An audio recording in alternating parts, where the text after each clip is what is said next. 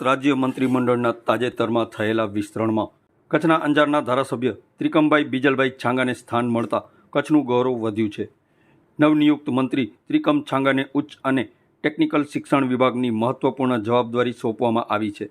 મંત્રી પદના શપથ લીધા બાદ આજે તેઓ ભુજ ખાતેના ભારતીય જનતા પાર્ટી પક્ષના કાર્યાલય કમલમ ખાતે પહોંચ્યા હતા, જ્યાં કચ્છ ભાજપ સંગઠન અને મોટી સંખ્યામાં કાર્યકર્તાઓ દ્વારા તેમનું ભવ્ય સ્વાગત અને સન્માન સમારોહનું આયોજન કરવામાં આવ્યું હતું। કાર્યકર્તાઓએ ફૂલહાર અને શાલ ઓઢાડીને મંત્રીનું સન્માન કર્યું હતું। કચ્છના પ્રતિનિધિને રાજ્ય મંત્રીમંડળમાં સ્થાન મળવા બદલ આનંદ વ્યક્ત કર્યો હતો। આ પ્રસંગે મંત્રી ત્રિકમ છાંગાએ પક્ષના શીર્ષ નેતૃત્વનો આભાર વ્યક્ત કર્યો હતો અને જણાવ્યું હતું કે તેઓને સોંપાયેલી જવાબદારી તેઓ પૂરી નિષ્ઠા અને લગનથી નિભાવશે।